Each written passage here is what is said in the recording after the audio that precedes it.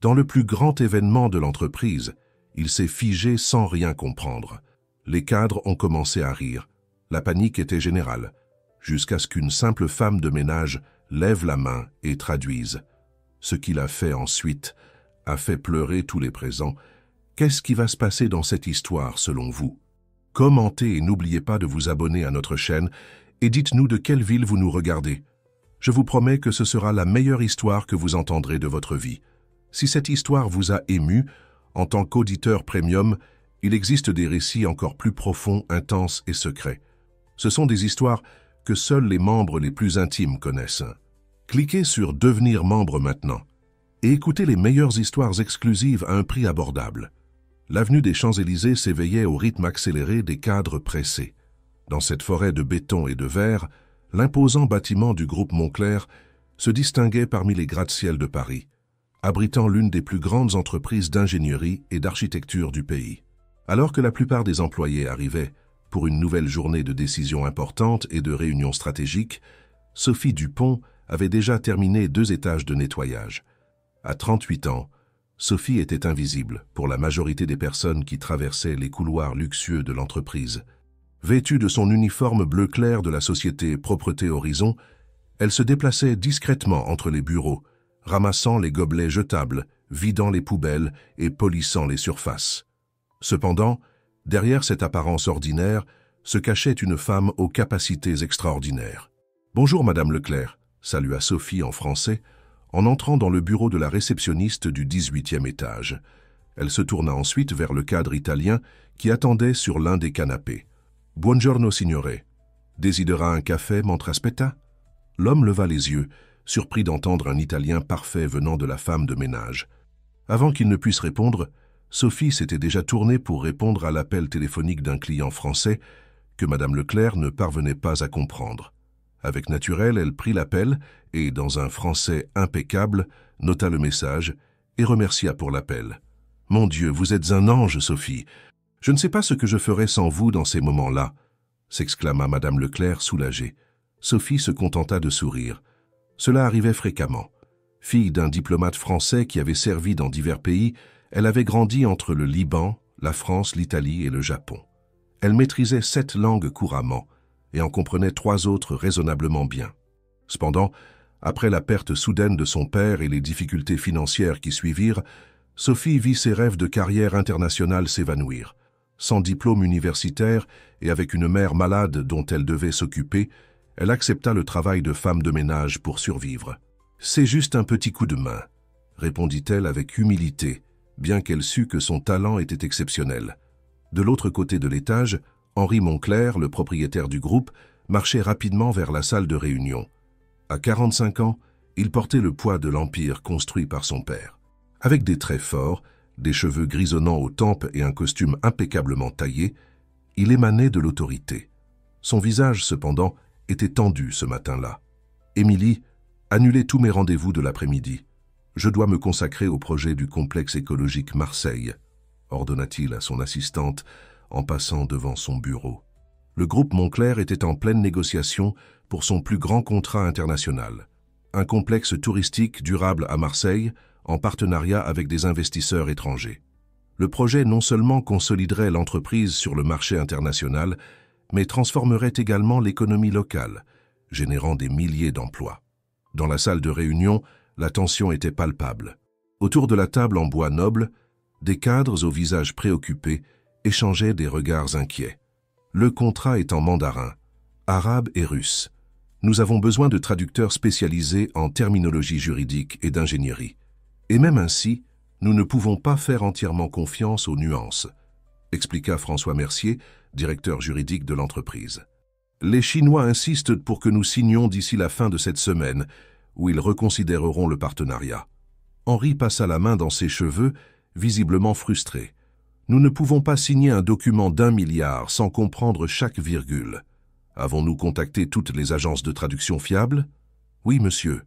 Aucune ne peut nous satisfaire dans les délais impartis. Nous cherchons des alternatives, mais...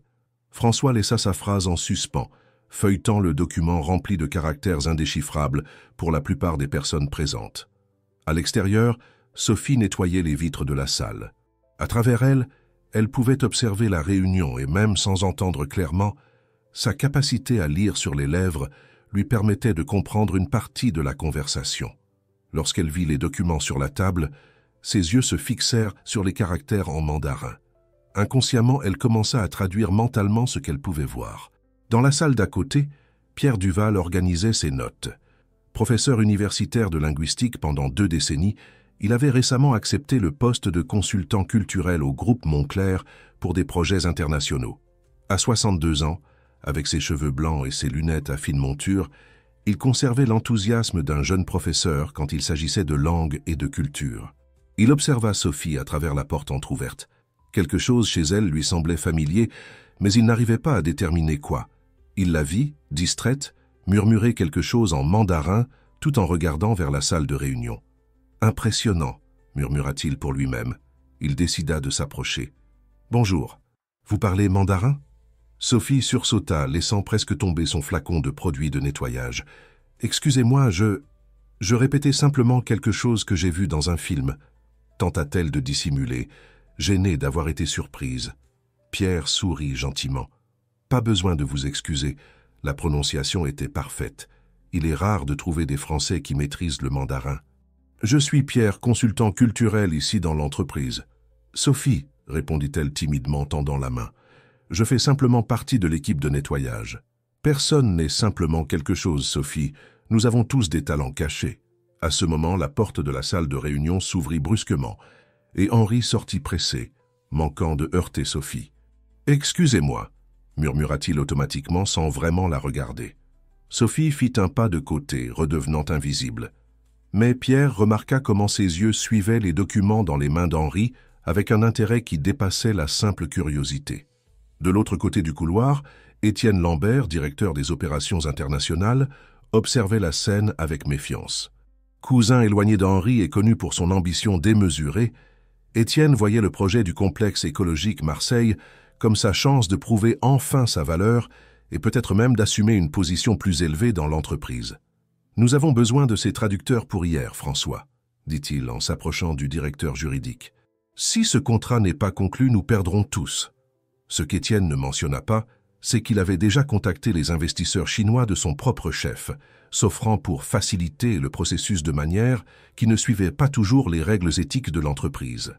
À la fin de la journée, alors que la plupart des employés étaient déjà partis, Sophie terminait de nettoyer le bureau d'Henri. Sur le bureau, les documents du contrat étaient partiellement exposés. Elle s'arrêta un moment, ses yeux parcourant rapidement les lignes en mandarin et en arabe. Quelque chose ne semblait pas correct. Il y avait des incohérences entre les versions, des subtilités qui pourraient passer inaperçues pour des traducteurs moins expérimentés. Elle hésita, se mordant la lèvre inférieure. Devait-elle s'en mêler? Qui croirait une femme de ménage? Mais si elle avait raison, l'entreprise pourrait être sur le point de commettre une erreur aux proportions gigantesques. Encore ici, la voix de Pierre la surprit à nouveau. Sophie se redressa, s'éloignant du bureau. « Je termine juste mon service. » Pierre s'approcha, observant les documents. Fascinant et effrayant à la fois, n'est-ce pas? Un contrat en 3 langues que personne ici ne maîtrise complètement. Sophie rassembla son courage. « Professeur, je remarque quelques incohérences dans les traductions. » Pierre haussa les sourcils, intrigué. « Vous pouvez lire ces documents? »« Plus ou moins, » admit-elle. « J'ai grandi dans plusieurs pays. Mon père était diplomate. »« Sophie ?» Pierre la regarda intensément. « Si vous comprenez vraiment ce qui est écrit là, vous pourriez être plus précieuse pour cette entreprise que vous ne l'imaginez. » Le lendemain matin se leva avec la pluie typique de Paris tambourinant sur les fenêtres du groupe Montclair. Sophie arriva plus tôt que d'habitude, le cœur battant et les mains légèrement tremblantes. Après la conversation avec le professeur Pierre, elle avait passé la nuit éveillée, analysant mentalement les quelques lignes du contrat qu'elle avait pu lire. « Tu es sûre de ça, Sophie ?»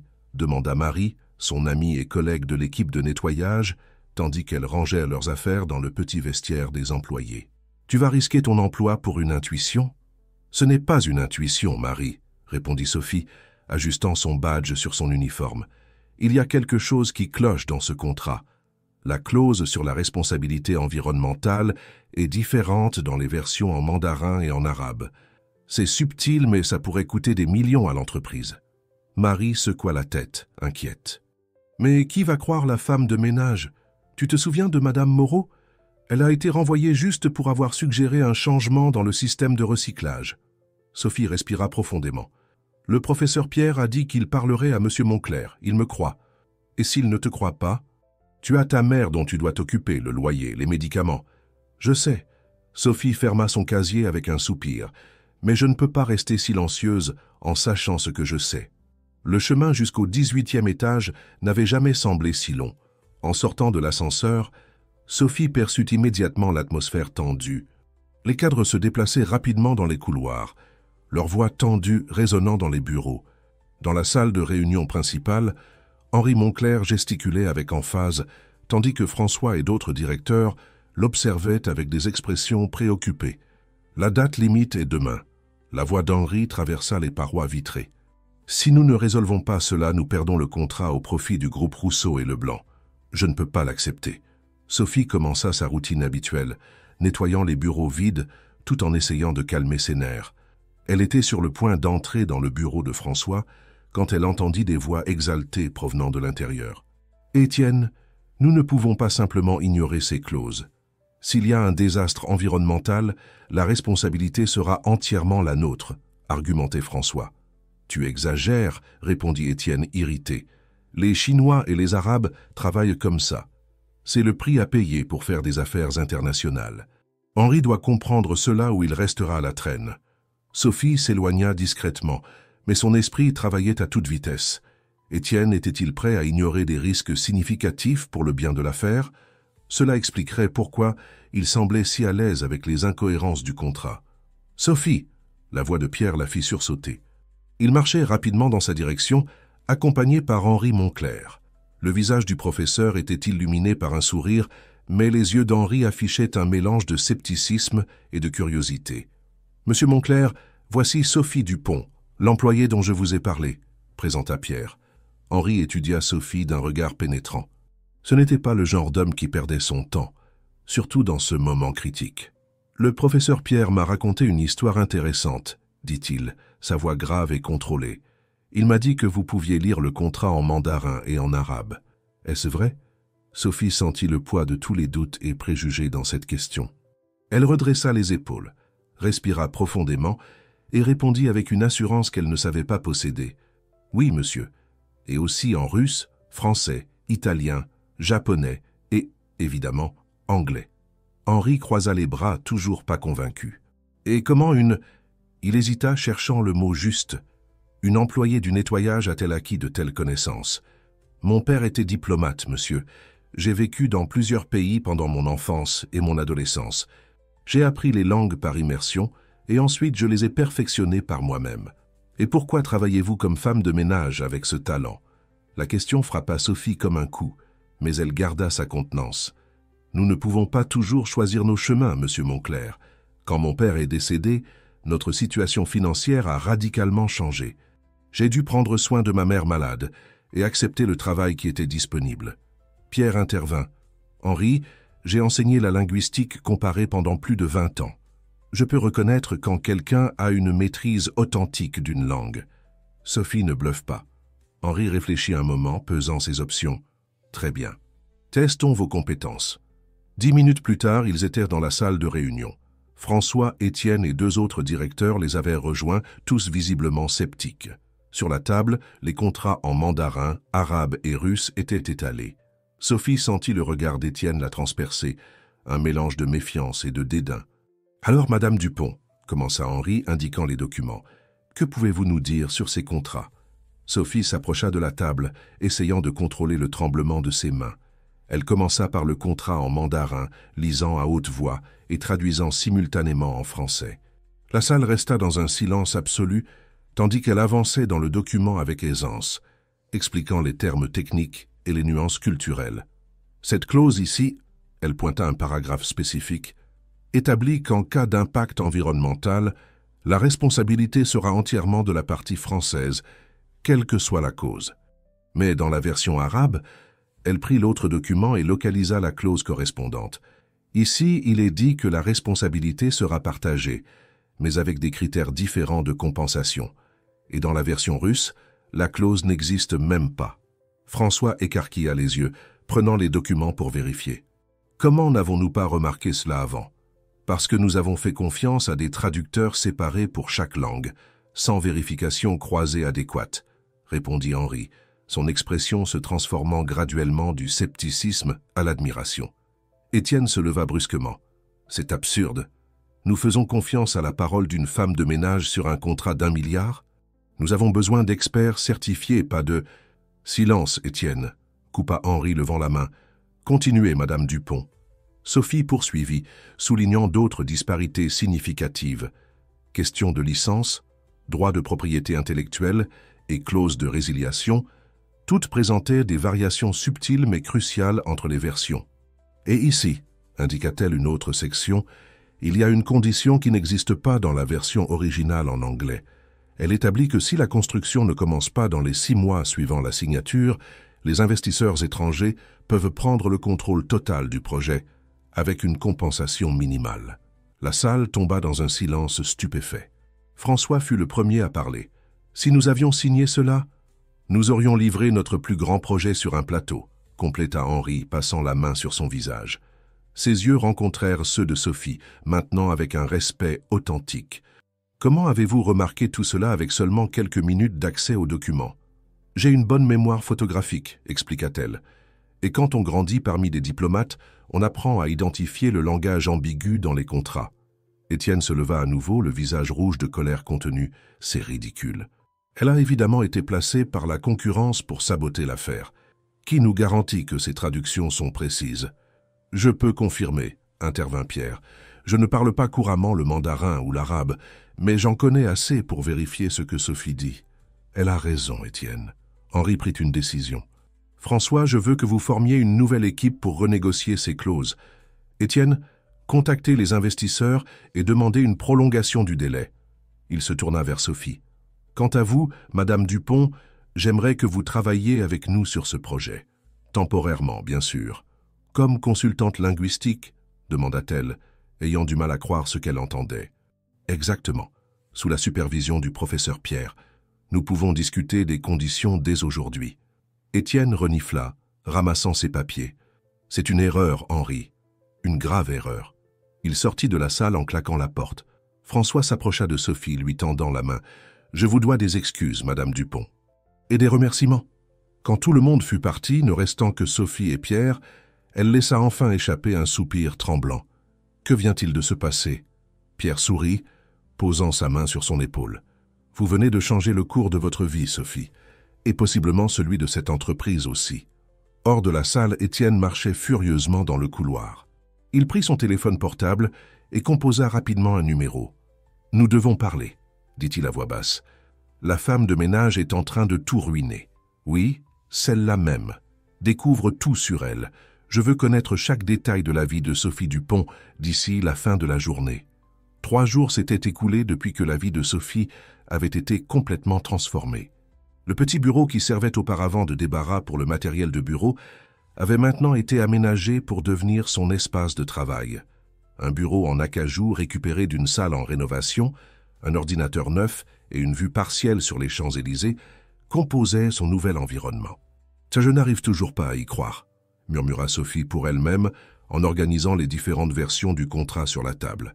Échanger l'uniforme bleu clair contre des vêtements professionnels semblait encore irréel. Ce matin-là, elle avait passé près d'1 heure à choisir quoi porter, optant finalement pour un ensemble simple de pantalons et chemisiers qu'elle avait acheté à la hâte dans le centre commercial, proche de l'entreprise, avec l'avance qu'Henri avait autorisée. Un léger coup à la porte interrompit ses pensées. « Je peux entrer ?» La voix de Pierre résonna dans la pièce. « Bien sûr, professeur », répondit Sophie, arrangeant instinctivement les papiers sur son bureau.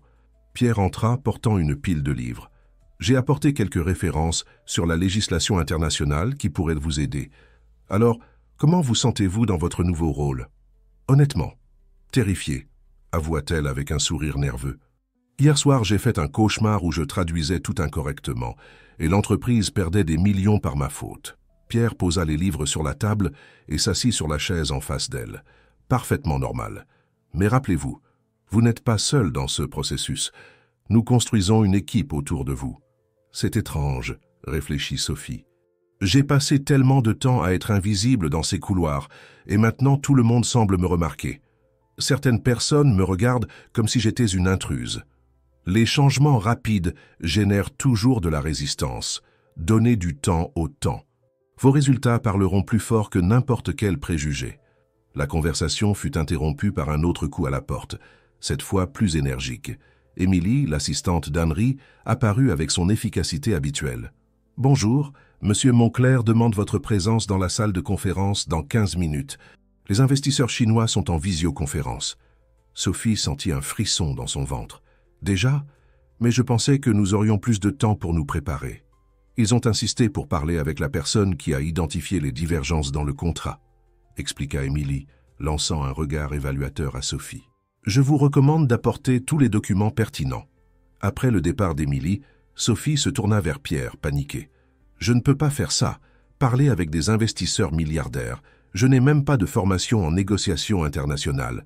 Pierre se leva, l'aidant à rassembler les documents. Respirez profondément, Sophie.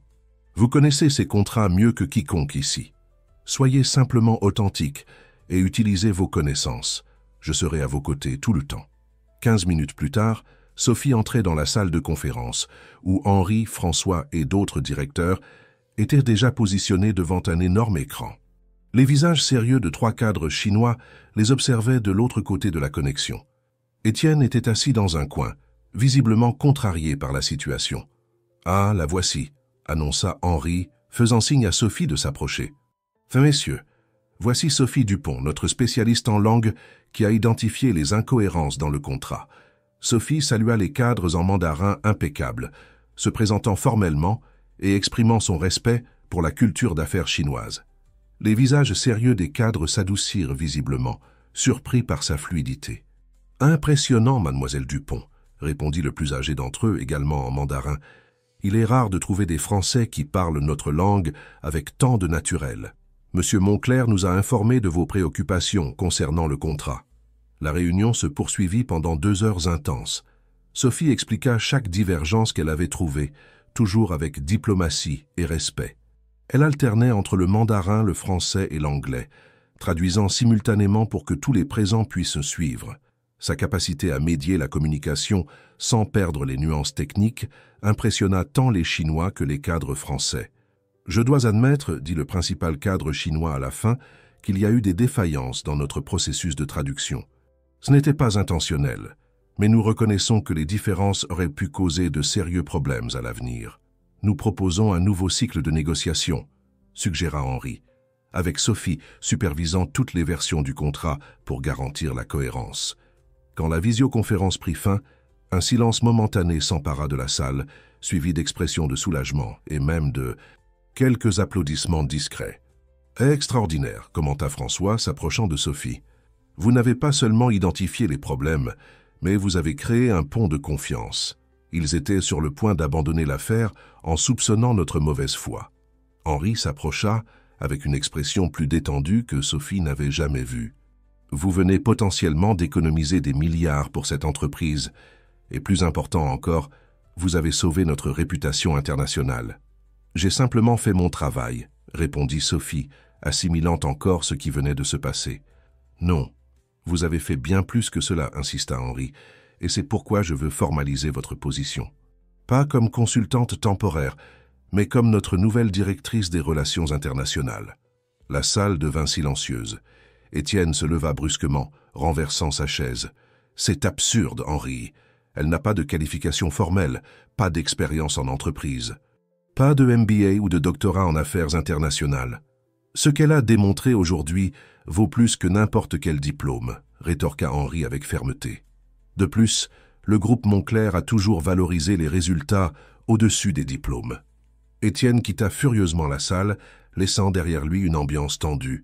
Sophie se sentit mal à l'aise, consciente que sa promotion fulgurante causerait certainement des ressentiments. « Ne vous inquiétez pas pour Étienne, » dit François, percevant son inquiétude. Il espérait ce poste depuis des années. Il s'en remettra éventuellement. « Nous devons célébrer, » suggéra Pierre, fier de son ancien élève. « Je suis d'accord, » répondit Henri, surprenant tout le monde avec un sourire rare. « Dînons ce soir au Georges, à 8 heures. Mon invitation. » Quand tout le monde commença à se disperser, Sophie resta dans la salle, essayant d'absorber l'ampleur du changement dans sa vie. Émilie entra à nouveau avec un ensemble de documents. « Voici les formulaires pour votre nouveau contrat. Les RH ont besoin de vos coordonnées bancaires et documents personnels d'ici demain. » Elle fit une pause, étudiant Sophie avec curiosité. « Vous savez, quand j'ai appris qu'une femme de ménage avait été promue, j'ai pensé que c'était une sorte de plaisanterie. »« Et que pensez-vous maintenant ?» demanda Sophie, gardant sa contenance. « Qu'il ne faut jamais juger un livre par sa couverture, » répondit Émilie avec un sourire discret. « Bienvenue à la direction, Sophie. » En fin d'après-midi, Sophie se dirigea vers le vestiaire du personnel de nettoyage pour récupérer ses affaires. Le contraste entre cet environnement simple et la salle de conférence où elle avait passé la majeure partie de la journée était saisissant. Marie était là, se préparant à partir après son service. En voyant Sophie, elle affichait un large sourire et courut pour l'embrasser. « C'est donc vrai ? Tout le monde en parle. La femme de ménage devenue directrice ?» Sophie lui rendit son étreinte, émue. « Je suis encore sous le choc, Marie. J'ai l'impression de vivre un rêve. Tu mérites chaque conquête, » affirma Marie, tenant ses mains. « J'ai toujours su que tu étais trop spécial pour rester caché derrière un chariot de nettoyage. » En rangeant ses affaires, Sophie remarqua les regards mitigés des autres employés, certaines sincèrement heureuses pour elle, d'autres clairement envieuses. Elle comprit que son parcours d'adaptation serait complexe, ni totalement accepté dans le monde des affaires, ni appartenant encore à son ancien groupe. « Que vas-tu faire avec ton premier salaire de directrice ?» demanda Marie, essayant d'alléger l'atmosphère. « Déménager ma mère dans un appartement plus adapté, avec accès pour fauteuil roulant, » répondit Sophie sans hésiter. « Et commencer un fonds pour payer des études universitaires. Il n'est jamais trop tard pour étudier, n'est-ce pas ?» En sortant du bâtiment, en début de soirée, Sophie s'arrêta un moment sur le trottoir des Champs-Élysées. Le flux intense de personnes, le bruit des voitures, les lumières des bâtiments, tout semblait différent maintenant, comme si la ville répondait à sa propre transformation intérieure. Son téléphone vibra. C'était un message d'Henri. « J'ai envoyé une voiture pour vous chercher chez vous à 19h30. L'adresse est-elle toujours celle qui figure dans votre dossier ?»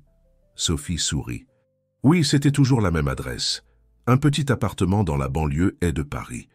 Mais pour combien de temps encore ? Sa vie avait complètement changé en seulement 3 jours. Où serait-elle dans 3 mois ? 1 an ?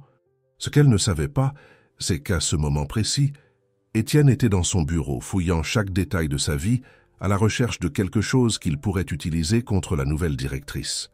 Son regard obsessionnel analysait documents et informations personnelles de Sophie, tandis que son esprit élaborait des plans pour s'assurer que le règne de l'ex-femme de ménage soit le plus bref possible. Le restaurant Georges dégageait l'élégance par chaque détail de sa décoration classique. Sophie observa son reflet dans la vitre de la voiture qu'Henri avait envoyée pour la chercher. Elle portait une robe noire simple qu'elle avait achetée à la hâte cet après-midi, la première robe neuve depuis des années. Ses cheveux châtains, normalement attachés en chignon fonctionnel, tombaient maintenant en vagues douces sur ses épaules. « Nous sommes arrivés, madame », annonça le chauffeur, ouvrant la porte. En entrant dans le restaurant, Sophie sentit tous les regards se tourner vers elle. Pendant des années, elle s'était spécialisée dans l'invisibilité, se déplaçant dans les couloirs du groupe Moncler sans être remarquée. Maintenant, chaque pas qu'elle faisait semblait résonner. « Mademoiselle Dupont, par ici !» Le maître d'hôtel la guida avec déférence jusqu'à une table réservée où Henri, Pierre et François l'attendaient déjà. Henri se leva en la voyant, son regard enregistrant la transformation. « Sophie, vous êtes splendide. »« Merci, » répondit-elle, sentant ses joues rougir tandis qu'elle s'asseyait. « J'avoue que je me sens un peu déplacée. »« Baliverne, » intervint François, levant son verre. « Vous appartenez à cet endroit autant que n'importe lequel d'entre nous.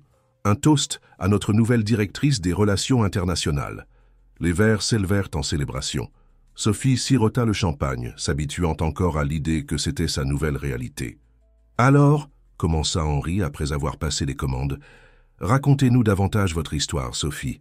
Le professeur Pierre a mentionné que votre père était diplomate. »« Oui, » confirma-t-elle, ajustant sa serviette sur ses genoux, « Charles Dupont. Il a servi dans des ambassades au Liban, en France, en Chine et au Japon. J'ai grandi en voyageant à travers le monde, apprenant les langues comme on collectionne des souvenirs. Et comment avez-vous fini ?» François hésita, cherchant des mots diplomatiques. « Comment j'ai fini par nettoyer des bureaux, compléta Sophie avec un sourire serein. La vie suit parfois des chemins inattendus. Mon père est décédé subitement quand j'avais 19 ans. Nous étions sur le point de retourner en France après des années à l'étranger. Nous avons découvert qu'il avait fait quelques investissements risqués et perdu pratiquement tout. Elle fit une pause, prenant une autre gorgée de champagne. Ma mère a subi un AVC peu après. Elle est restée partiellement paralysée. J'ai dû abandonner mes projets d'université pour prendre soin d'elle. J'ai fini par accepter ce qui se présentait, et ce qui s'est présenté était un poste dans l'équipe de nettoyage externalisé. Pierre serra doucement son bras. Et pourtant, vous n'avez jamais abandonné les études. Je ne pouvais pas laisser mes langues se rouiller, sourit-elle. J'ai continué à étudier par moi-même, principalement le soir, après que ma mère s'endormait. Je lisais des livres en différentes langues, regardais des films sans sous-titres, participais à des forums en ligne de traduction. Henri l'observait avec un regard différent maintenant. Ce n'était pas de la pitié, ni de l'admiration superficielle, mais un respect authentique. « Votre persévérance est admirable, dit-il. Sachez que votre embauche n'est pas de la charité ou un coup de chance. C'est la reconnaissance d'un talent. » Le dîner se déroula agréablement, avec des conversations qui passaient naturellement entre sujets professionnels et personnels. Sophie fut surprise de découvrir qu'Henri, derrière sa façade austère, était un homme cultivé et intéressé par l'art. François se révéla être un conteur né, tandis que Pierre maintenait l'ambiance légère avec son humour intelligent. Quand le dessert arriva, Henri s'éclaircit la gorge, adoptant un ton plus sérieux. « Nous devons discuter des prochaines étapes du projet complexe écologique Marseille. Les investisseurs ont accepté de réécrire le contrat, mais avec une condition. »« Laquelle ?» demanda François. « Ils veulent que Sophie mène directement les négociations. » Ils ont été impressionnés par sa maîtrise des langues et surtout par son honnêteté en pointant les divergences. Sophie faillit s'étouffer avec sa glace. « Moi ? Diriger des négociations internationales ? C'est exactement pour cela que nous sommes ici, » expliqua Henri. « Pour vous préparer. Dans les semaines à venir, vous recevrez une formation intensive en négociation, législation internationale et protocole d'entreprise. Pierre supervisera la partie culturelle et linguistique, François s'occupera des aspects juridiques, et je vous guiderai personnellement sur les stratégies de négociation. » « C'est beaucoup de responsabilités, » murmura Sophie, sentant le poids des attentes. « C'est une opportunité unique, » corrigea Pierre, « pour vous et pour l'entreprise. » À la fin de la soirée, alors qu'ils attendèrent leur voiture à l'entrée du restaurant, Henri s'éloigna brièvement pour répondre à un appel. Pierre en profita pour faire ses adieux, laissant Sophie et François discuter des détails de la formation qui commencerait le lendemain. « Votre voiture est arrivée, professeur, » annonça le voiturier. Pierre embrassa Sophie affectueusement. « Je suis fier de vous. J'ai toujours su que vous étiez spécial depuis ce premier jour où je vous ai surprise à murmurer en mandarin. » Après le départ de Pierre, François prit également congé, laissant Sophie seule avec ses pensées. Quelques instants plus tard, Henri revint, semblant préoccupé. « Un problème ?» demanda-t-elle. « Rien d'important, » répondit-il, retrouvant sa contenance. « Juste des affaires en suspens qui ne semblent jamais se terminer. » Un silence confortable s'établit entre eux pendant qu'ils attendaient. « Vous savez, » commença Henri regardant le ciel nocturne de Paris, « mon père disait toujours que la plus grande richesse d'une entreprise ne réside pas dans ses contrats ou ses propriétés, mais dans les personnes qui la composent. » Sage parole. Oui, mais j'avoue que je commence seulement à comprendre véritablement ce qu'il voulait dire. Henri se tourna pour la regarder dans les yeux. « Merci, Sophie. Pas seulement pour le contrat, mais pour m'avoir rappelé de regarder au-delà des apparences. » La voiture de Sophie arriva, interrompant le moment. Henri lui ouvrit la porte. « À demain, directrice Dupont, » dit-il avec un sourire discret. Pendant le trajet de retour chez elle, Sophie observait les lumières de la ville par la fenêtre, essayant de traiter tout ce qui s'était passé. Son esprit oscillait entre l'euphorie de l'opportunité et la peur de l'inconnu. Comment serait-ce d'affronter une salle pleine de cadres comme leur égal? Comment réagiraient les employés qui, jusqu'à hier, la voyaient simplement comme la dame du ménage? Quand la voiture s'arrêta devant l'immodeste immeuble où elle habitait, la réalité la frappa à nouveau. Elle monta les 4 étages par les escaliers, puisque l'ascenseur était en panne depuis des mois. En ouvrant la porte du petit appartement, elle trouva sa mère, Madame Jeanne, encore éveillée dans le salon, dans son fauteuil roulant.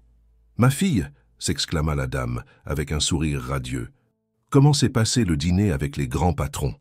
Sophie embrassa sa mère, sentant des larmes se former au coin de ses yeux. C'était incroyable, maman. J'avais l'impression de rêver.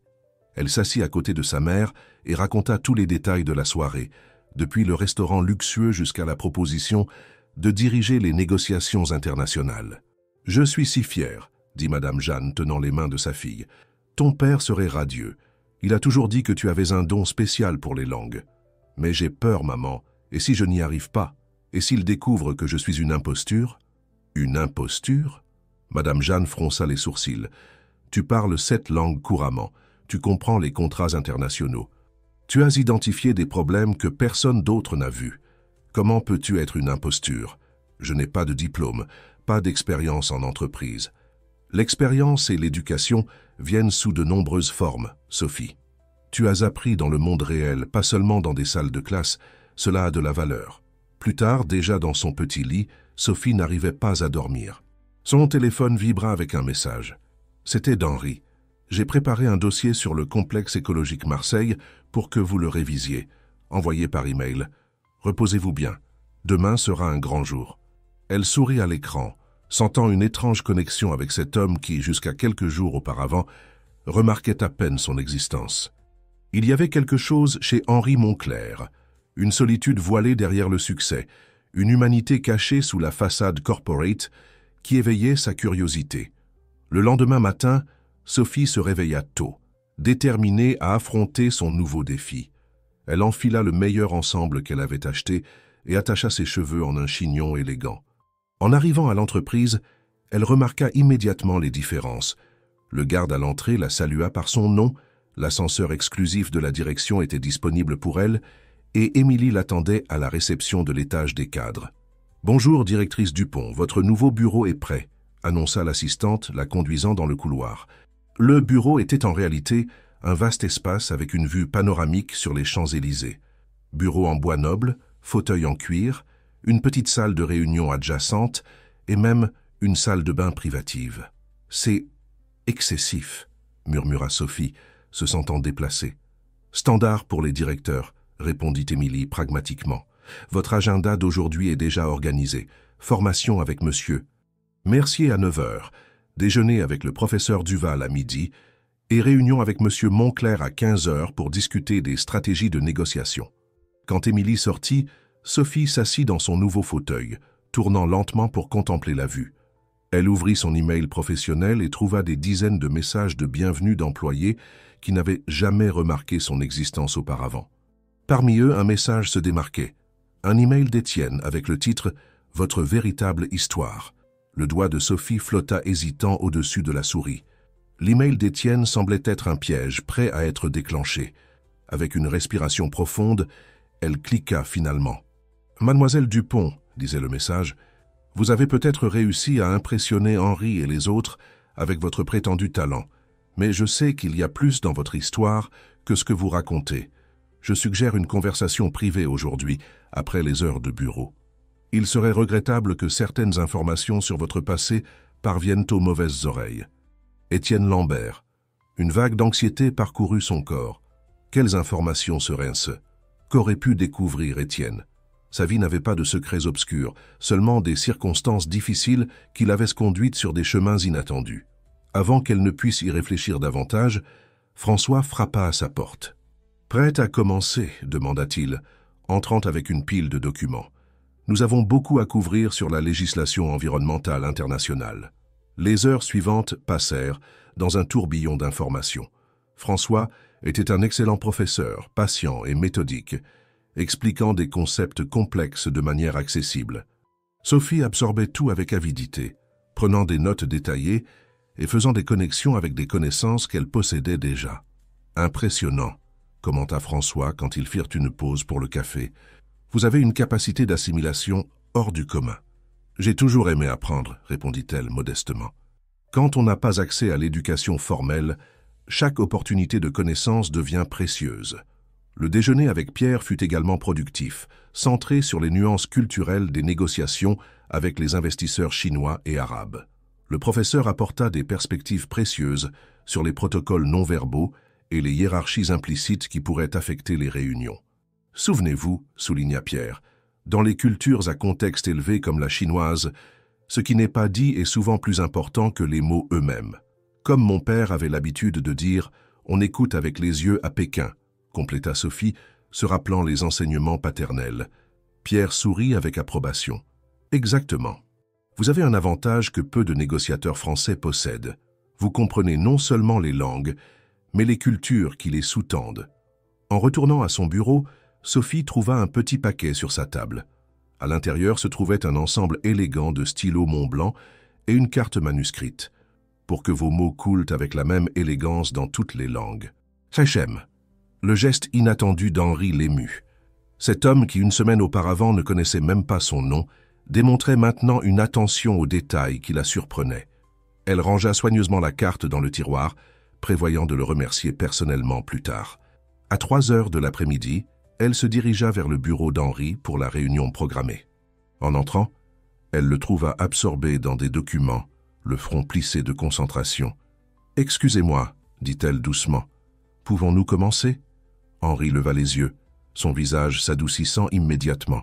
« Sophie, entrez.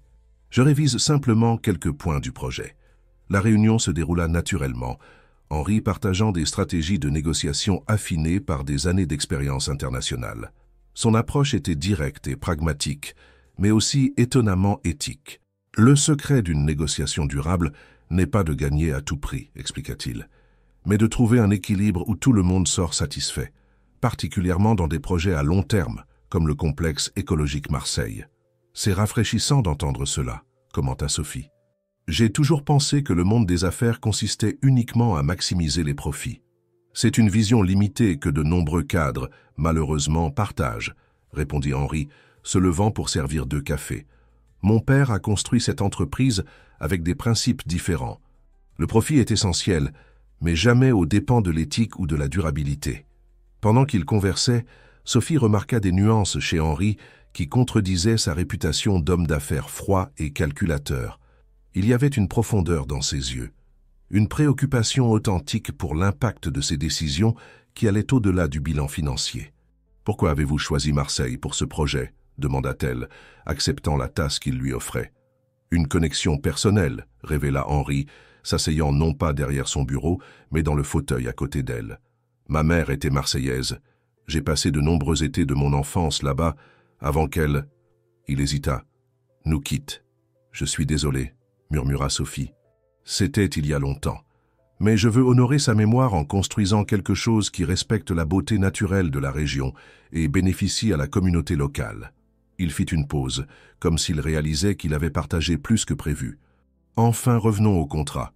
La réunion se prolongea pendant près de 2 heures, avec une chimie professionnelle entre eux qui rendait l'échange d'idées fluide et productif.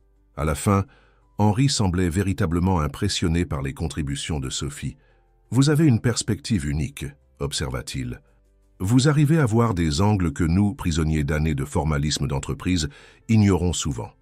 Merci pour votre confiance, » répondit-elle, rassemblant ses notes. « Et aussi pour le cadeau. Les stylos sont magnifiques. Juste une petite reconnaissance, » dit-il avec un sourire discret. « Ah, avant que j'oublie, nous aurons un dîner avec des investisseurs arabes la semaine prochaine.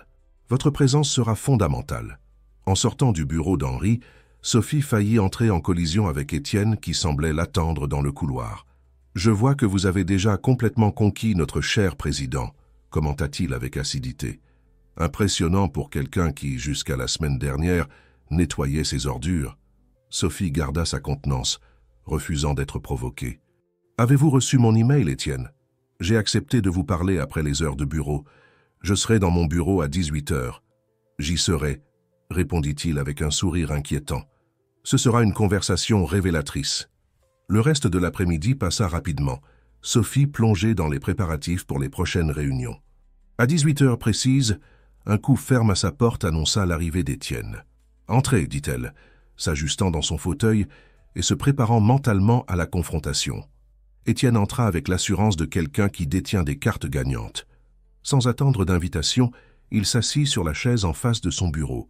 « Allons droit au but, » commença-t-il, posant un dossier sur la table. « J'ai fait une petite enquête sur vous, Sophie. Ou devrais-je dire, Sophie Dupont-Renaud ? Sophie maintint une expression neutre, bien que son cœur s'accélérât. C'était un nom qu'elle n'avait pas entendu depuis des années. « Je vois que vous avez fait vos devoirs », répondit-elle calmement. « Oui, c'était mon nom pendant une brève période. Une brève période durant votre mariage avec Antoine Renaud, un homme d'affaires français qui, par coïncidence, avait des affaires dans la même région de Chine que nos investisseurs actuels représentent. » Étienne ouvrit le dossier, révélant d'anciennes photographies et coupures de journaux. Un mariage qui s'est terminé de façon, disons, tumultueuse.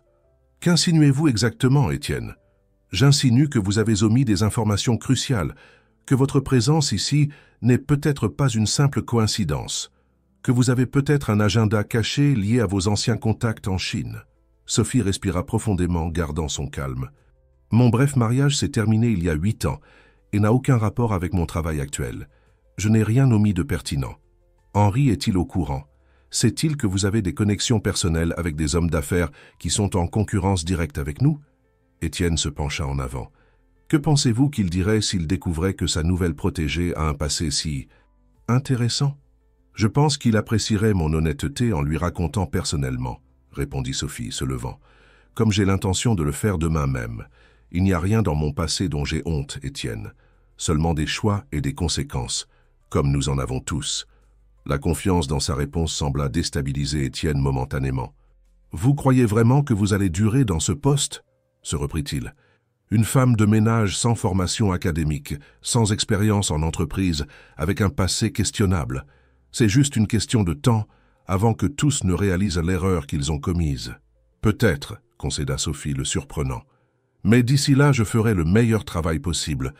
Pas pour moi, mais pour les milliers d'emplois que ce projet peut générer à Marseille. » Étienne se leva, ramassant son dossier. « Ce n'est pas terminé, Sophie.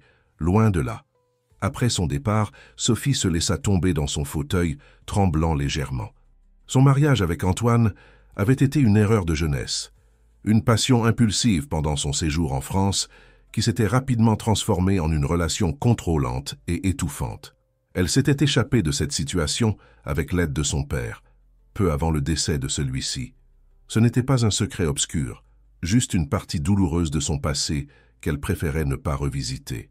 Mais maintenant, grâce à Étienne, elle serait forcée de s'expliquer à Henri. Son téléphone sonna, interrompant ses pensées. C'était Marie. « Sophie, comment s'est passée ta première journée en tant que grande patronne ?»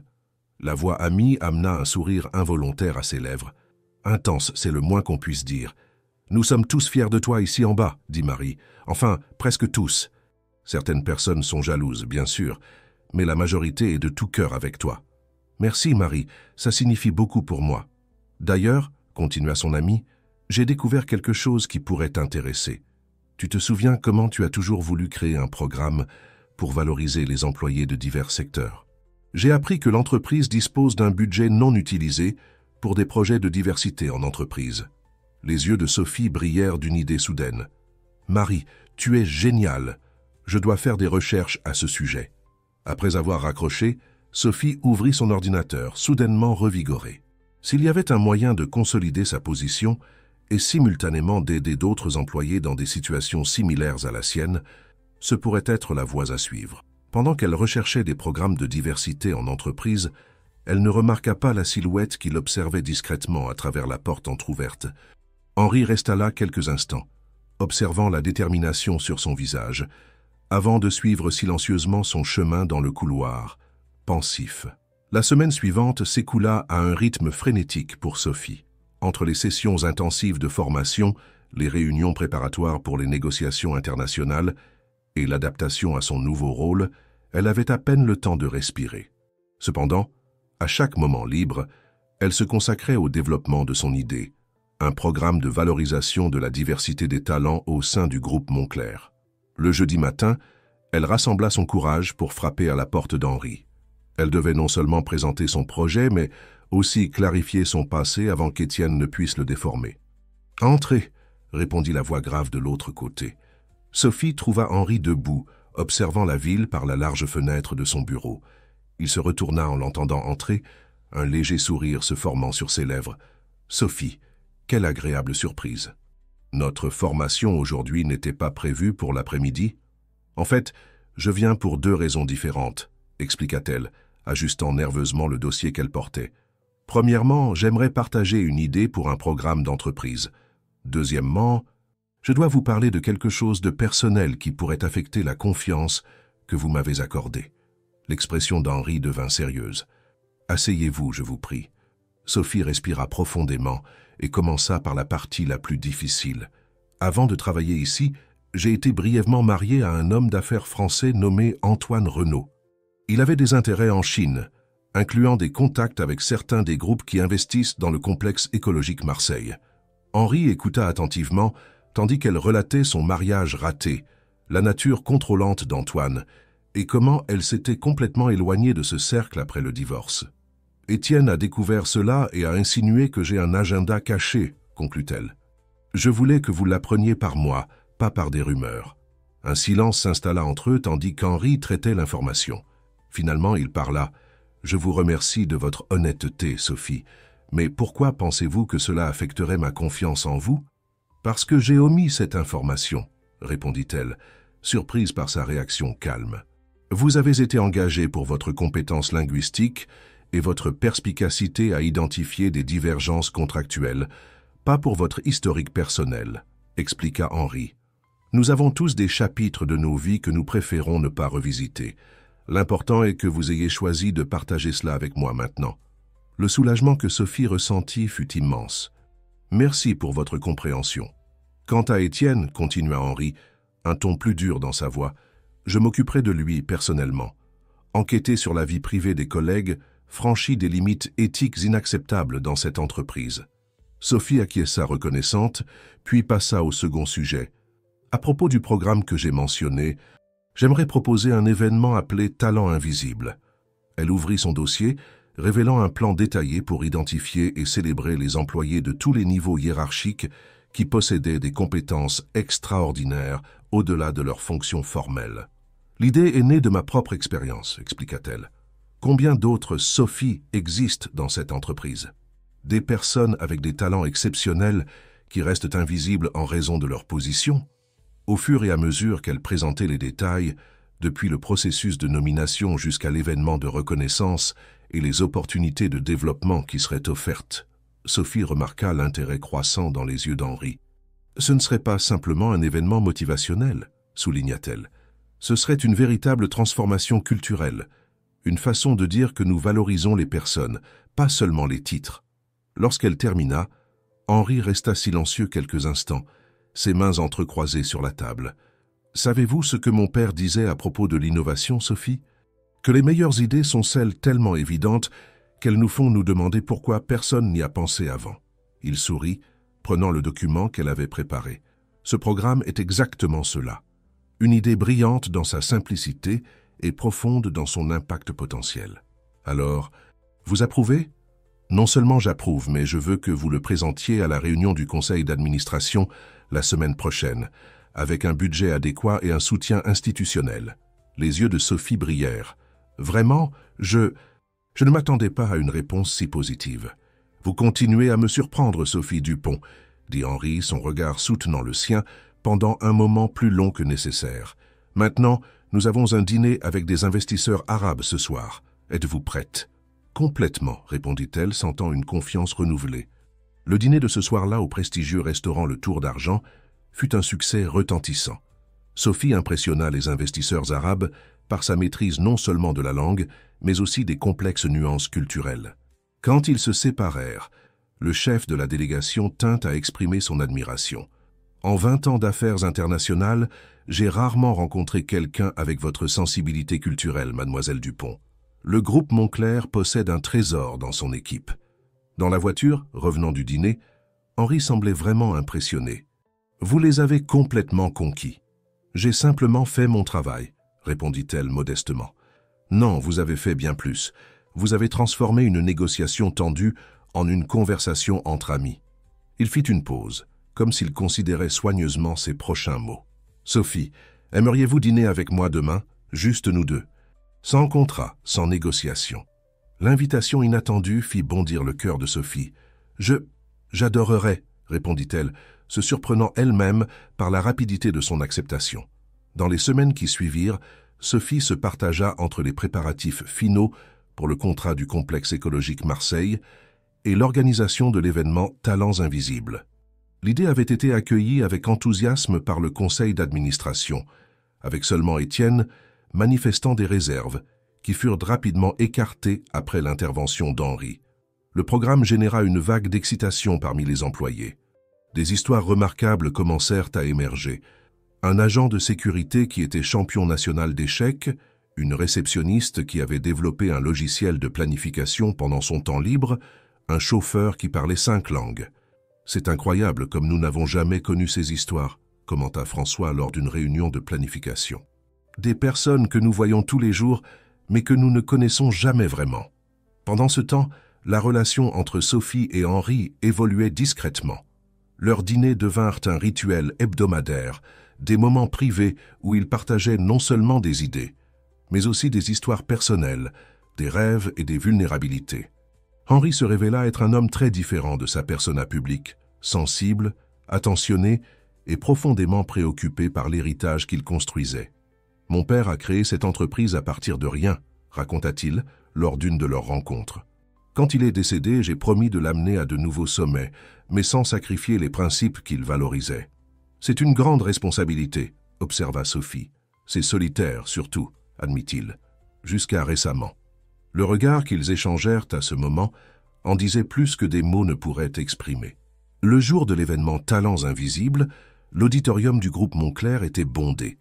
Des employés de tous les départements et niveaux hiérarchiques se mélangeaient, créant une atmosphère d'attente et de célébration. Sophie, élégante dans un tailleur bleu marine, observait la foule avec un mélange de nervosité et de fierté. Marie s'approcha, radieuse dans sa nouvelle robe. Elle avait été l'une des sélectionnées pour son talent de conteuse, une compétence qu'elle utilisait dans son travail bénévole auprès d'enfants hospitalisés. « Regarde ça !» chuchota Marie, pointant vers l'audience diversifiée. « Tu l'as vraiment fait. »« Nous l'avons fait », corrigea Sophie, serrant la main de son amie. Pierre les rejoignit, ses yeux brillants de fierté. « Prête pour votre grand moment ?» Avant qu'elle ne puisse répondre, Sophie remarqua Étienne entrant discrètement au fond de l'auditorium. Son visage était sombre et elle ne put s'empêcher de ressentir une pointe d'appréhension. Depuis la conversation avec Henri, il s'était tenu à distance. Mais Sophie savait que son hostilité attendait simplement le bon moment pour se manifester à nouveau. Henri monta sur scène pour ouvrir l'événement, sa présence imposante faisant naturellement taire l'audience. « Aujourd'hui, nous célébrons non seulement des talents extraordinaires, mais une nouvelle vision pour notre entreprise, commença-t-il. Une vision où nous reconnaissons que le génie et la capacité existent à tous les niveaux, toutes les fonctions, toutes les origines. Et personne n'incarne mieux cette philosophie que l'initiatrice de cet événement, notre directrice des relations internationales, Sophie Dupont. » Les applaudissements furent chaleureux lorsque Sophie le rejoignit sur scène. Tandis qu'elle se préparait à parler, elle vit sa mère au premier rang dans son fauteuil roulant, les yeux humides d'émotion. Madame Jeanne avait insisté pour être présente, malgré les difficultés de déplacement. « Il y a quelques semaines, j'étais invisible pour la plupart d'entre vous, » commença Sophie, sa voix ferme et claire. « Je nettoyais vos bureaux, vidais vos poubelles et recevais rarement plus qu'un signe de tête distrait. Je ne dis pas cela comme un reproche, mais comme une réflexion. Combien de fois manquons-nous de voir l'extraordinaire dans l'apparemment ordinaire ?» Son discours toucha profondément l'audience. Elle parla de préjugés voilés, d'opportunités niées et surtout du gaspillage de potentiel humain quand nous jugeons les personnes uniquement par leur fonction ou apparence. « Cet événement n'est pas à propos de moi, » conclut-elle. « Il concerne chacun d'entre nous. Il s'agit de créer une culture où chaque personne est vue dans sa totalité, où chaque talent est valorisé, indépendamment du poste ou du diplôme. Parce que le véritable atout de toute organisation n'est pas ses bâtiments ou ses contrats, mais les personnes extraordinaires qui la composent. » L'auditorium explosa en applaudissements. Ce qui suivit fut une célébration émouvante d'histoires inspirantes, des employés de tous les secteurs montant sur scène pour démontrer des talents surprenants et partager leur parcours personnel. À la fin de la soirée, alors que les invités se dispersaient, Sophie fut surprise par Henri avec une annonce inattendue. « L'événement a été si réussi que nous avons décidé d'institutionnaliser le programme Talents Invisibles comme une initiative permanente, » révéla-t-il. Et nous voulons que vous dirigiez un nouveau département exclusivement dédié à cela, parallèlement à vos fonctions aux relations internationales. Henri, je ne sais pas quoi dire, répondit-elle, véritablement surprise. Dites que vous acceptez, sourit-il, tenant discrètement sa main loin des regards curieux. Vous transformez cette entreprise, Sophie, de manière que je n'aurais jamais imaginé possible. Le moment fut interrompu par Pierre, qui s'approcha avec une expression préoccupée. Excusez l'intrusion, mais je viens d'apprendre quelque chose de troublant. Étienne a été en contact avec les investisseurs chinois, faisant des allégations sur de supposées irrégularités dans le contrat. Le visage d'Henri se durcit immédiatement. Quel genre d'allégations? Il a suggéré que Sophie, en raison de son passé avec Antoine Renaud, manipulerait les traductions pour favoriser des intérêts concurrents. Sophie sentit son sang se glacer. C'est complètement faux. Je sais, assura Henri, mais nous devons agir rapidement. Une accusation de ce genre, même infondée, peut déstabiliser tout le projet. Pendant qu'ils discutaient des stratégies pour contourner la situation, ils ne remarquèrent pas Étienne qui les observait de loin, un sourire sinistre aux lèvres. Son plan ne faisait que commencer. La salle de conférence du 20e étage n'avait jamais semblé si intimidante. Autour de la grande table ovale étaient assis les principaux investisseurs chinois, arabes et russes du projet Complexe écologique Marseille, ainsi que la direction complète du groupe Moncler. L'ambiance était tendue, avec des regards méfiants se croisant silencieusement dans la pièce. Sophie occupait sa place à la droite d'Henri, maintenant sa contenance malgré l'anxiété qui bouillonnait en elle. Les accusations d'Étienne avaient fait effet. Les investisseurs exigeaient des éclaircissements immédiats sur l'intégrité des traductions et l'existence possible de conflits d'intérêts. « Messieurs, je vous remercie pour votre présence à cette réunion extraordinaire, » commença Henri, sa voix ferme et contrôlée. « Nous sommes ici pour dissiper tout doute sur la transparence de nos négociations. » Le représentant du consortium chinois, M. Zhang, fut le premier à s'exprimer. « Monsieur Moncler, nous avons reçu des informations préoccupantes, indiquant que votre nouvelle directrice entretient des relations personnelles avec nos concurrents directs. Comment pouvons-nous faire confiance à l'impartialité des traductions qui ont fondé tout cet accord ?» Avant qu'Henri ne puisse répondre, Étienne intervint, son ton faussement préoccupé. « Si vous me permettez, je pense que tous méritent une transparence totale. Fanoiselle Dupont a été mariée à Antoine Renaud, dont le groupe d'entreprises est en concurrence directe sur le marché que nous visons à Marseille. » Des murmures parcoururent la salle. Sophie sentit le poids de tous les regards sur elle. C'était le moment qui définirait non seulement son avenir dans l'entreprise, mais aussi la concrétisation d'un projet qui bénéficierait à des milliers de personnes. « C'est vrai, » admit-elle, surprenant tout le monde par sa franchise. « J'ai été brièvement mariée à Antoine Renaud il y a 8 ans. Une relation qui s'est terminée précisément à cause de ses pratiques commerciales douteuses, avec lesquelles je n'étais pas d'accord. » Elle se leva calmement, s'adressant aux investisseurs dans leurs langues respectives. « Messieurs, je comprends parfaitement vos préoccupations. Dans le monde des affaires internationales, la confiance est la monnaie la plus précieuse. C'est pourquoi j'ai préparé quelque chose pour cette réunion. » Sophie distribua des dossiers contenant des documents soigneusement organisés. Voici des copies de toutes les versions originales du contrat, accompagnées de traductions certifiées réalisées par 3 entreprises indépendantes au cours des dernières 48 heures.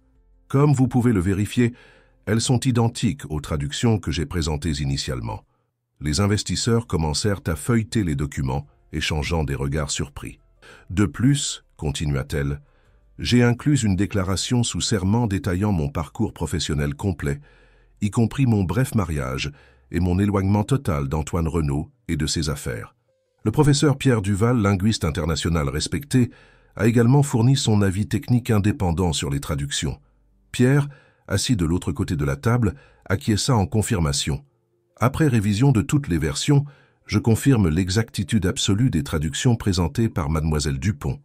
Le visage d'Étienne pâlit visiblement. Sa stratégie s'effondrait devant ses yeux. Il y a encore un dernier document dans ces dossiers, poursuivit Sophie, sa voix maintenant plus ferme. Une enquête menée par l'audit interne du groupe Moncler sur les communications récentes entre des membres de notre entreprise et des concurrents externes. Tous les regards se tournèrent vers les dernières pages. François, en tant que directeur juridique, prit la parole. Notre enquête a révélé des communications inappropriées entre M. Étienne Lambert et des représentants du groupe constructeur Rousseau et Leblanc, principal concurrent pour le projet écologique Marseille. Email, messages et registres d'appel documentent des tentatives de sabotage de nos négociations, incluant la diffamation délibérée de Mademoiselle Dupont. Le silence qui suivit fut assourdissant. Étienne se leva brusquement, le visage maintenant rouge de fureur. « C'est un coup monté. Vous ne pouvez pas. L'audit a été mené en toute impartialité, suivant tous les protocoles légaux, » interrompit Henri, sa voix tranchante comme l'acier. « Étienne, veuillez quitter la salle. Nous discuterons de votre avenir dans l'entreprise plus tard. » Tandis qu'Étienne sortait vaincu et humilié, Henri se tourna vers les investisseurs. « Messieurs, je regrette profondément cet incident. J'espère que nous pourrons reprendre nos négociations avec une confiance rétablie. » Monsieur Zhang fut le premier à répondre, après avoir brièvement consulté ses collègues. « Monsieur Moncler, nous sommes venus préparer à reconsidérer l'ensemble du projet. Nous repartons convaincus non seulement de l'intégrité de Mademoiselle Dupont, mais aussi de l'engagement de votre entreprise envers la transparence. Cela renforce notre confiance dans ce partenariat. » Le représentant arabe acquiesça. « Dans notre culture, nous valorisons la loyauté et l'honnêteté par-dessus tout. Mademoiselle Dupont a démontré les deux aujourd'hui. » Les 2 heures suivantes furent consacrées à finaliser les détails du contrat, maintenant dans un climat de confiance renouvelé. Quand la réunion se termina, avec des poignées de main et des sourires satisfaits, Sophie put enfin respirer, soulagée. « Vous avez été brillante, » murmura Pierre, l'embrassant discrètement. « Vous avez transformé une crise potentielle en une démonstration d'intégrité. » Tandis que les investisseurs se retiraient, Henri demanda à Sophie de rester. Quand ils furent seuls dans la salle, il la surprit avec une étreinte spontanée. « Comment avez-vous réussi à préparer tout cela en si peu de temps ?» demanda-t-il, tenant encore ses bras. « Je n'ai pas dormi ces 2 dernières nuits, » avoua-t-elle avec un sourire fatigué. « Mais chaque minute en valait la peine. Ce projet est trop important pour être compromis par une vengeance personnelle. » Henri la regarda intensément. « Sophie, en 20 ans à la tête de cette entreprise, je n'ai jamais rencontré quelqu'un comme vous. Quelqu'un qui a transformé non seulement un contrat ou un département, mais l'essence même de notre façon de faire des affaires. J'ai simplement fait ce que je pensais être juste, » répondit-elle simplement. « C'est exactement ce qui vous rend extraordinaire. » Il hésita un moment, comme s'il pesait ses prochains mots. « Je sais que notre relation a évolué au-delà du professionnel ces dernières semaines, et je veux que vous sachiez que mes sentiments pour vous n'ont rien à voir avec votre position ici. Si vous décidez que... » Sophie l'interrompit avec un toucher délicat sur son bras. « Henri, j'ai aussi des sentiments pour vous, mais nous avons besoin de temps. Nous savons tous deux combien le monde des affaires peut être impitoyable, avec les relations entre cadres, surtout quand l'un d'eux est monté aussi rapidement que moi. » Il acquiesça, compréhensif. « Le temps est quelque chose que je peux offrir. Ce qui importe, c'est que nous construisons quelque chose de significatif ensemble, tant personnellement que professionnellement. » 3 mois plus tard, le projet Complexe écologique Marseille était officiellement en cours. La cérémonie de lancement sur la magnifique côte marseillaise réunit autorités locales, investisseurs internationaux et presse spécialisée. Sous un ciel d'un bleu intense, Henri et Sophie coupèrent ensemble le ruban inaugural, symbolisant le début d'une nouvelle ère pour la région. « Ceci n'est pas seulement un projet touristique », déclara Henri dans son discours. C'est un engagement envers le développement durable, la préservation culturelle et la création d'opportunités pour la communauté locale. Sophie observait avec émotion, tandis qu'il annonçait la création de l'Institut Moncler des langues et de la culture, une organisation à but non lucratif qui offrirait des bourses d'études en langues étrangères pour les jeunes défavorisés de la région. Et j'ai le plaisir d'annoncer que cet institut sera coordonné par la personne qui a inspiré sa création, notre directrice Sophie Dupont. Les applaudissements furent assourdissants. Sophie monta sur scène, profondément émue. En regardant l'audience, elle vit sa mère, Madame Jeanne, souriant fièrement aux côtés de Marie et d'autres employés du groupe Moncler qui avaient voyagé spécialement pour l'événement. « J'ai grandi en croyant que les langues sont des ponts entre les mondes, » commença-t-elle. « Des ponts qui nous permettent de connecter les cultures, de comprendre les différences et de créer des opportunités. Cet institut naît avec la mission de construire ces ponts pour les jeunes qui, comme moi autrefois, rêvent d'horizons au-delà de leurs circonstances actuelles. Le programme Talent Invisible était devenu un cas de succès, reproduit dans d'autres entreprises du groupe Moncler et cité dans des publications de gestion d'entreprise comme un exemple d'innovation en développement humain.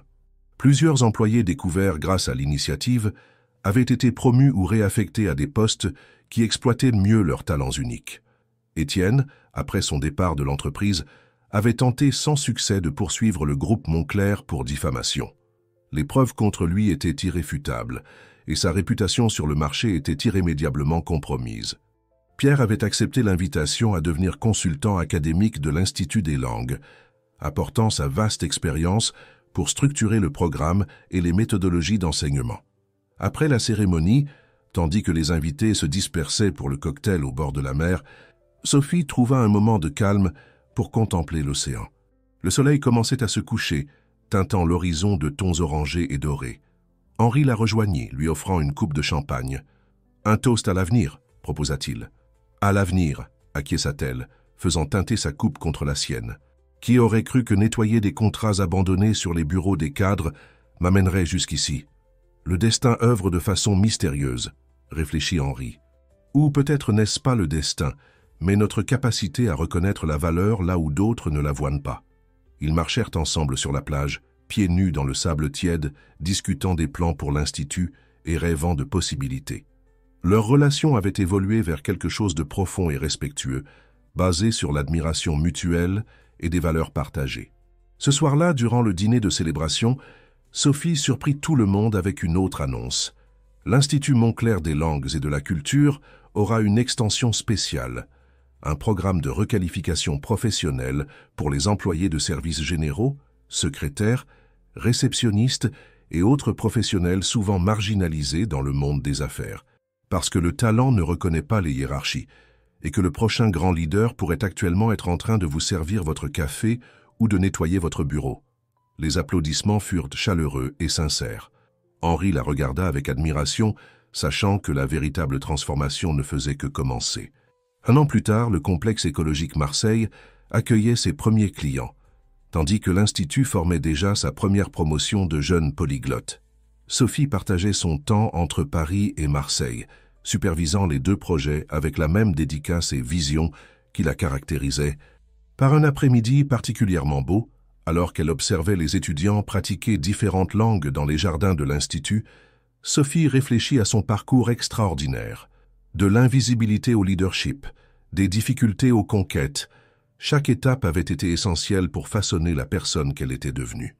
Son téléphone vibra avec un message d'Henri. « En te voyant transformer des vies, je comprends de plus en plus pourquoi je suis tombé amoureux. Dînons-nous ce soir pour célébrer notre anniversaire d'1 an. » Sophie sourit, tapant sa réponse. « Absolument. J'ai des nouvelles passionnantes à partager sur l'expansion du programme de bourse. » Rangeant son téléphone, elle reporta son attention sur les étudiants. Dans leurs visages anxieux et pleins d'espoir, elle voyait des reflets d'elle-même, non seulement de qui elle avait été un jour, mais de qui elle avait toujours su qu'elle pourrait être, si seulement quelqu'un regardait au-delà des apparences et reconnaissait sa valeur. La jeune femme qui avait un jour été invisible rayonnait maintenant de sa propre lumière, éclairant des chemins pour d'autres qui, comme elle, attendaient simplement une opportunité pour briller.